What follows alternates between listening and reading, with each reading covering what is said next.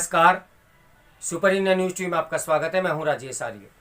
आइए देखते हैं आज का विशेष समाचार। चुनौती बनी बढ़ती जनसंख्या। भारत की बढ़ती आबादी एक चुनौती है। इस चुनौती को अवसर में बदला जा सकता है यदि उसका नियोजन सही तरह किया जाए। यह सर्वविदित है कि संयुक्त राष्ट्र के ताजा अध्ययन ने भारत को विश्व का सबसे अधिक आबादी वाला देश घोषित कर दिया है। भारत की वास्तविक आबादी का पता तो जनगणना के बाद ही चलेगा, जो कि 2021 से लंबित है, लेकिन संयुक्त राष्ट्र के आकलन ने विश्व का ध्यान भारत की बढ़ती आबादी की तरफ खींचा है। हम 1960 से 1980 के बीच उस दौर को नहीं भूल सकते जब राजनीतिक विमर्श यह था कि भारत की विशाल आबादी संसाधनों पर बोझ है और बड़े नियंत्रित किए जाना चाहिए। उसे नियंत्रित होना चाहिए या किया जाना चाहिए। आज भी बहुत से भारतीय ये मानते हैं कि देश की अनेक समस्याओं का कारण भारत की विशाल आबादी है। ऐसे लोग उन नीति नियंताओं को कटघरे में खड़ा करते हैं जिनकी दूरदर्शिता के कारण आबादी पर अंकुश नहीं लगा और भारत आबादी के मामले में चीन से आगे निकल गया। भारत और चीन में अगर कोई अंतर था तो यह कि अब आज़ादी के बाद भारत ने जहां लोकतांत्रिक प्रक्रिया अपनाई, वहीं चीन ने एक पार्टी के शासन को अपनाया। भारत के राजनीतिज्ञों ने लोकतंत्र को अपने ही निजी हित में अधिक उपयोग किया और यह बहाना गढ़ा कि लोकतांत्रिक व्यवस्था में चीजें धीरे धीरे काम करती है। यह सही नहीं और इसका प्रमाण यह है कि कई लोकतांत्रिक देशों ने उल्लेखनीय प्रगति कर दिखाई है। पिछले कुछ समय से यह विमर्श सामने आया है कि देश की युवा आबादी का सही तरीके से नियोजन किया जाए तो भारत आर्थिक तौर पर महाशक्ति बन सकता है। नरेंद्र मोदी तो प्रधानमंत्री बनने के बाद से ही युवा आबादी के डेमोग्राफिक डिविडेंड की बात करते आ रहे हैं। प्रधानमंत्री मोदी लगातार यह भी कहते रहे हैं कि हमारी युवा आबादी देश की आर्थिक प्रगति की गाथा लिखेगी। निसंदेह ऐसा तभी संभव है जब उसका सही तरह नियोजन किया जाएगा। मोदी सरकार युवा आबादी के नियोजन के लिए लगातार योजनाएं भी बना रही है। इन योजनाओं के सामने सबसे बड़ी चुनौती वह शिक्षा व्यवस्था है जो पटरी से उतरी हुई है।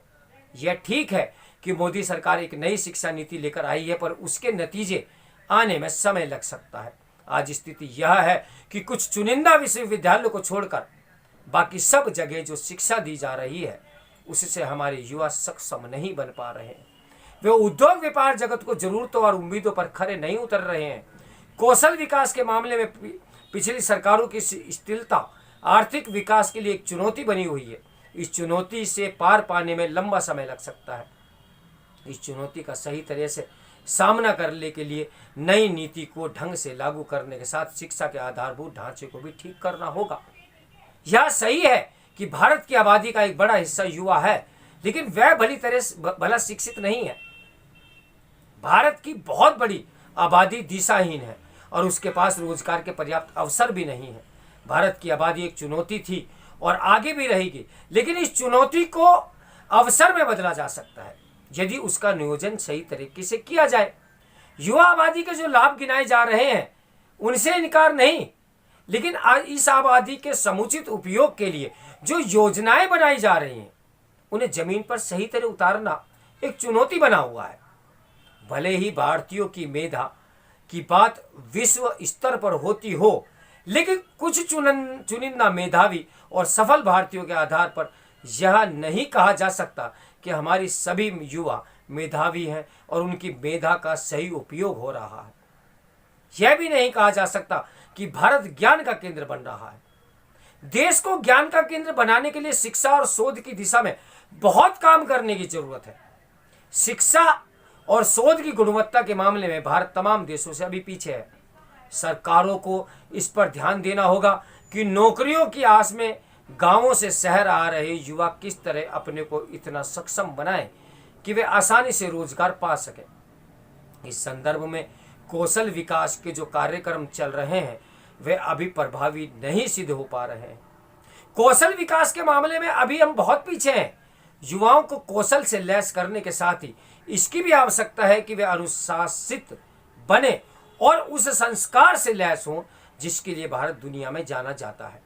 अनुशासन और संस्कार के बिना इतनी बड़ी आबादी का सही उपयोग नहीं किया जा सकता। हमारा अनुशासन और संस्कार क्यों बिगड़ रहा है, इस पर गौर किया जाना चाहिए। भारत की जितनी आबादी कृषि क्षेत्र पर निर्भर है वह बहुत अधिक है। इतनी अधिक आबादी की कृषि क्षेत्र पर निर्भरता ठीक नहीं। चूंकि कृषि की उत्पादकता कम है, इसलिए गांवों से शहरों की ओर पलायन हो रहा है। इससे शहरों का ढांचा चरमरा रहा है।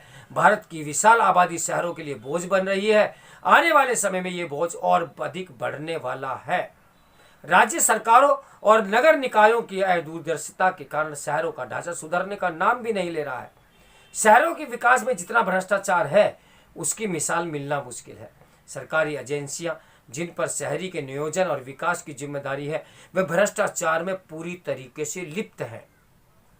बढ़ती आबादी की चुनौती के बीच ऐसी कोई योजना न तो केंद्र सरकार के पास है और न ही राज्य सरकारों के पास, जो शहरों को संवार सके और यहाँ उद्योग धंधों को तेजी से विकास हो सके और वे रोजगार के अवसर पैदा कर सके।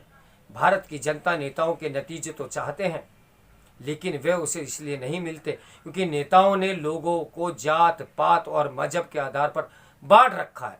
खुद भारतीय समाज जात पात और मजहब आधारित राजनीति के चंगुल से बाहर नहीं निकल पा रहा है।